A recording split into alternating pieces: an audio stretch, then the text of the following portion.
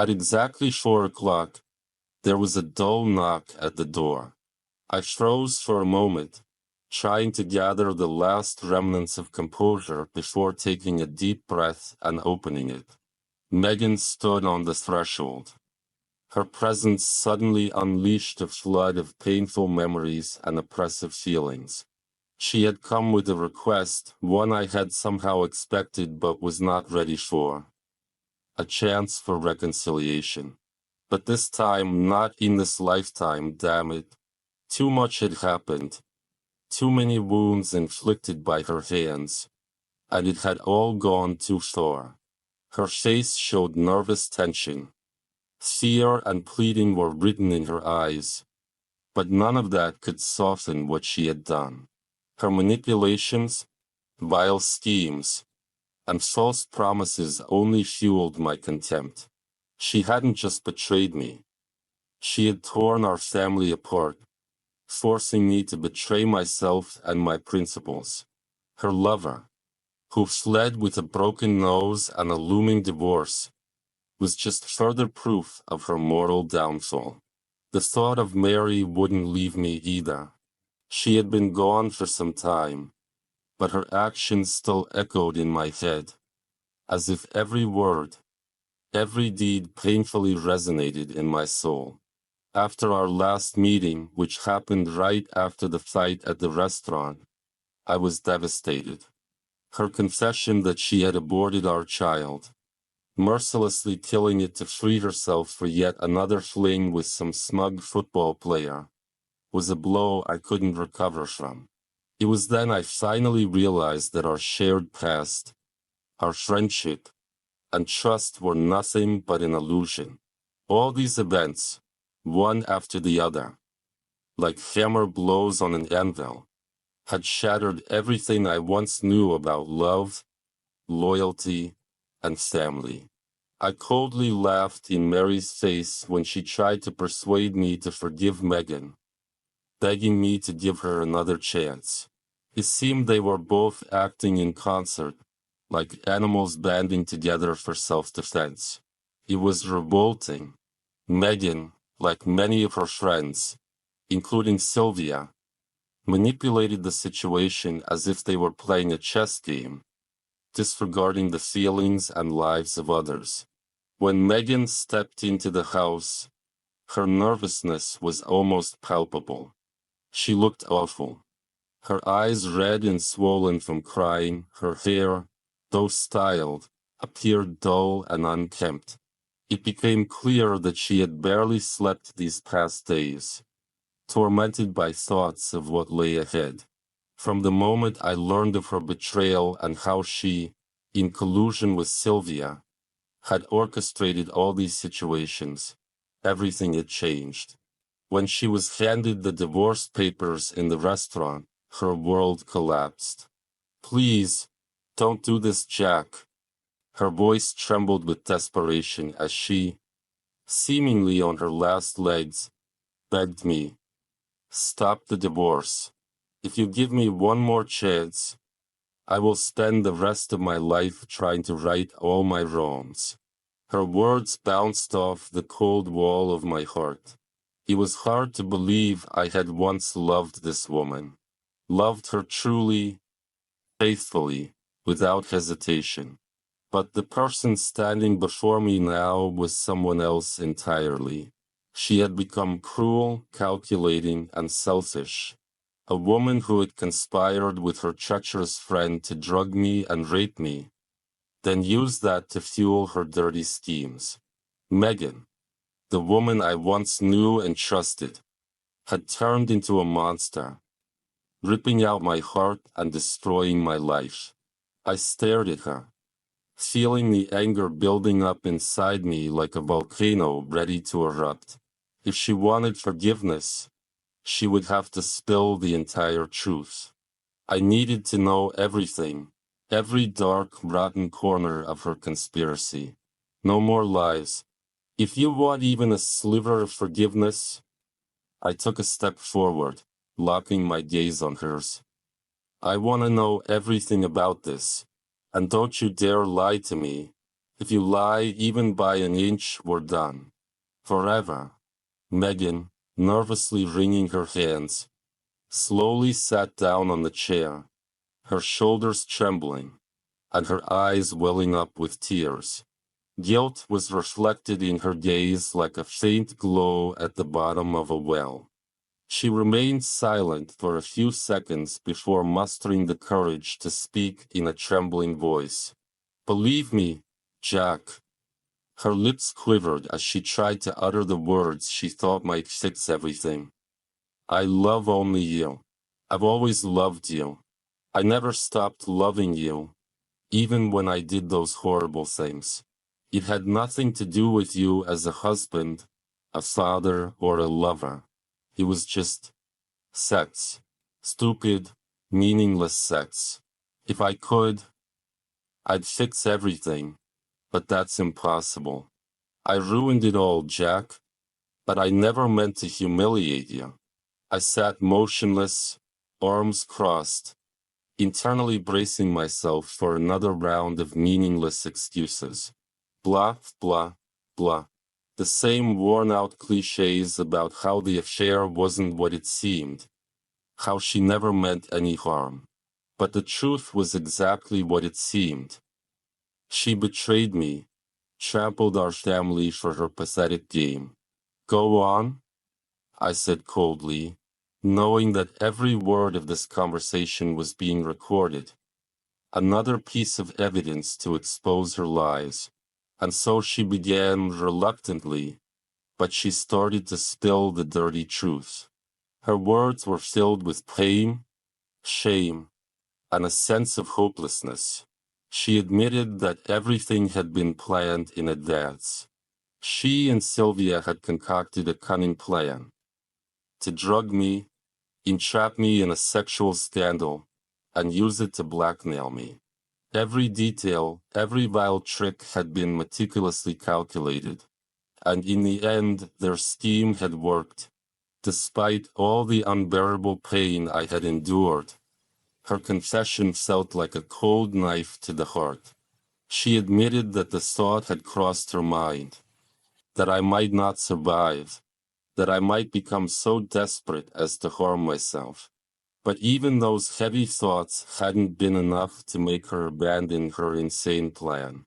She was entirely consumed by her dark, twisted fantasy of revenge on Steve, the man Sylvia and the other women in their circle had so admired. Megan's words flowed like a confession, so detailed that it felt as if she was describing something fictional, yet horrifyingly real. I listened, sinking deeper into the darkness of her story. But there was one thing that gnawed at me, a burning question lodged deep in my mind, a question to which I needed an answer, no matter how monstrous the truth might be. "Why, Megan?" My voice was harsher than ever. "Why in our house? Why in our marital bed? Did you hate me so much that you wanted to punish and humiliate me? Why, knowing that I never cheated on you, did you allow yourself to drag me through the dirt? You could have gone to a motel, done it anywhere else without degrading me in my own home." The more I pressed with my questions, the more insistent and angry my voice became, and the more Megan lowered her head, her shoulders sagging under the invisible weight of guilt. Finally, a long, suffocating silence settled between us. When she finally spoke, her voice was barely audible, as if she feared that the words themselves would bring even more hatred down on her. It was Steve," she whispered, so softly that I could barely hear her. I raised my eyebrows, not believing what I'd just heard. "Speak up," I demanded, my voice cracking into a harsh note. Megan flinched, her face twisted with pain and shame. But she continued, louder now, her voice breaking. "Steve yelled at me when he found out about our plan with Sylvia. He insisted that it had to happen in our marital bed. He wanted you to be there. He wanted you to see and hear everything. He kept repeating it over and over. He said if you didn't witness it, it wouldn't mean anything. I, I was so caught up in the moment that I didn't dare argue with him. Her words fell like bitter tears, but there wasn't a hint of justification in them. I was stunned. Inside, everything was boiling as she tried to cling to the absurd notion that it wasn't her decision, but Steve's. And you claim you didn't want to humiliate me? My voice was nearly a whisper, but it was a whisper filled with rage. How else would you call this? How could you allow this to happen? Steve means nothing to me. He wasn't the one standing with me at the altar, swearing loyalty, promising to forsake all others. But you, Megan, you're my wife, the mother of my children. How could you betray all of that? How could you let this happen in our home, in our bed? She remained silent, her gaze fixed on the floor, as if trying to escape the crushing weight of reality bearing down on her. In that silence, in her slumped shoulders and trembling lips, I realized I didn't need to hear anything more. Everything was crystal clear. I had gotten everything I needed from her. The oppressive atmosphere hung in the air, broken only by the sound of my abrupt movement. I stood up, grabbed the recorder from the shelf, and without looking back, headed for the door. Megan remained behind me, overwhelmed by shock and, I guessed, fear.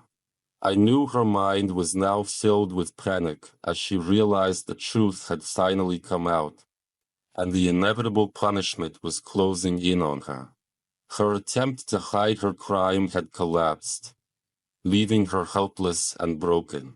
All that was left was for her to understand that everything she had done was now known, not just to me, but to those who could stop her. She knew I had already filed a report with the police about the attack by her lover, Steve Adams. This was the beginning of the end. Steve, in a fit of rage, had tried to intimidate me, and it ended with him getting a broken nose when I defended myself. But that was just the start.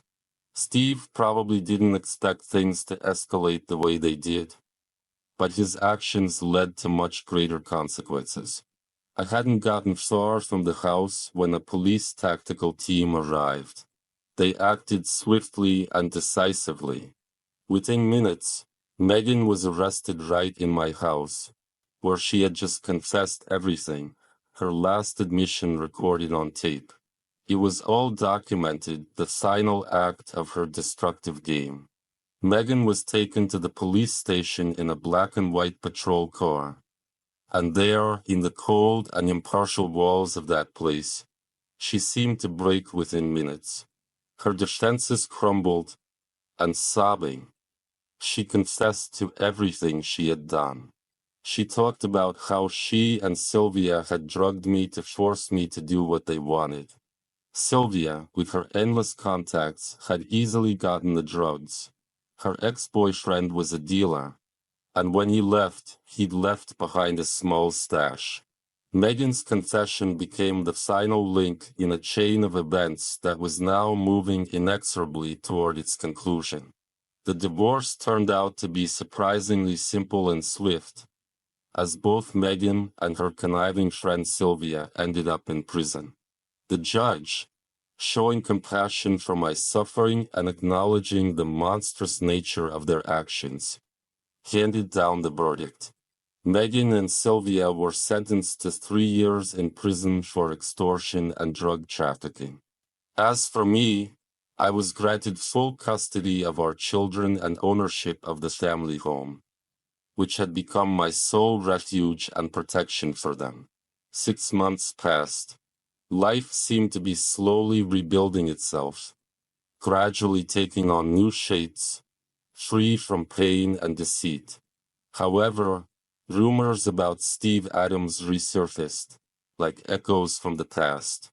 One evening, after leaving a club, he was attacked by an unknown man, dressed in a dark tracksuit with a baseball cap pulled low over his eyes. The assailant had waited for Steve in the parking lot. Despite the late hour and the nearly deserted parking lot, the attack on Steve Adams left many puzzled. The strange thing was that the attacker, who had concealed his face under the cap, didn't take any money or the expensive watch Steve always wore. Instead, the assailant methodically knocked him down and began ruthlessly kicking his ribs with heavy steel-toed boots. With each blow, the air was knocked out of Steve's chest, and it seemed like his body would break under the brutal onslaught. Since rumors of the attack began circulating, it was said that Steve Adams could no longer look at the stars. His gaze was now always fixed on the ground, as though humiliation and physical pain had not only bound his body but crushed his spirit as well. They said the beating had been so severe that, even months later, he hadn't fully recovered. The police were, of course, notified, but as it turned out, there were too many people who might have wished him harm. The list of those deceived and hurt by his schemes and manipulations was so long that law enforcement didn't seem to try very hard to find out who might have been the avenger. Sergeant Burke, who had been assigned to the case, filed yet another faceless report, and the investigation was soon closed without any progress. Well, life went on. For me, despite all the hardships and turmoil, time was slowly beginning to heal the wounds. At first, the children missed their mother, her presence to which they had been accustomed since early childhood. But gradually, their attachment to the past faded, and their love for their new stepmother grew stronger with each passing day. Kelly, young and kind, quickly won their hearts with her genuine care and warm demeanor. All my friends were, to put it mildly, stunned when they learned that I had started dating the 18-year-old nanny who had been helping me with the kids. For them, it was unexpected, and perhaps even a bit shocking. But I knew that Kelly wasn't just a caring young girl. Over time, she had blossomed into a beautiful, tender woman who knew how to truly love. She had been there for me during the darkest moment of my life, helping to raise my children, and had become not just their nanny but a true friend and second mother. A year after my divorce with Megan was finalized, Kelly and I held a modest but heartfelt ceremony. On that day, I realized that despite all the upheavals, my life had finally found peace and stability. 30 years have passed since then, and we are still happily married.